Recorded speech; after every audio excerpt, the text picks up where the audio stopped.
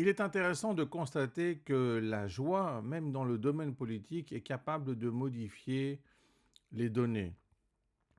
Pourquoi? Nous avons l'habitude d'entendre du misérabilisme, de la critique, des gens qui râlent, des gens qui ont des problèmes. Tout le monde veut montrer que ses problèmes sont plus importants que ceux des autres.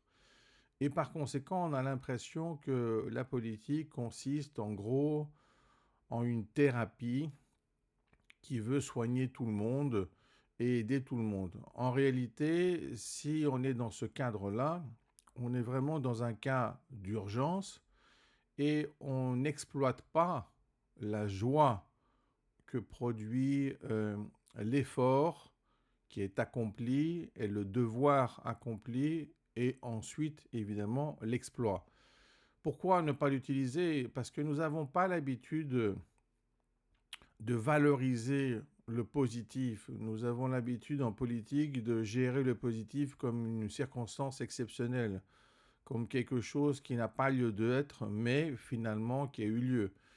En réalité, la joie est importante parce qu'elle influence les gens.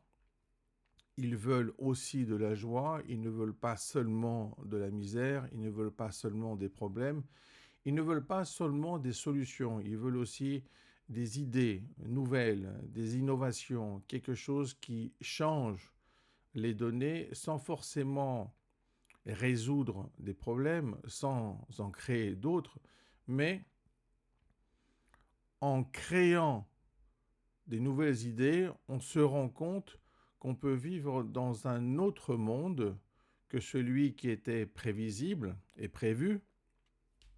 Pourquoi? Parce que nous exploitons les bifurcations, nous exploitons le fait qu'un nouveau phénomène a lieu, il y a ensuite une explosion de joie et cette joie finalement contamine l'ensemble des personnes. On le voit très bien même avec les exploits aux Jeux Olympiques. Ce qui est important, c'est de gérer cette joie, de considérer que c'est vraiment un outil, une arme même, dans le domaine politique, et de réaliser finalement que la joie est compatible avec la combativité, car sans joie, eh bien, on finit par être fatigué, on finit par être lassé de nos combats, alors que nos combats, lorsqu'ils parviennent à leur fin, finalement, ce sont bien une manière de changer le monde, une manière de l'enrichir et finalement de provoquer une innovation qui n'est pas nécessairement la réponse à un problème, mais c'est plutôt une nouvelle création, comme on peut le voir en musique ou en peinture.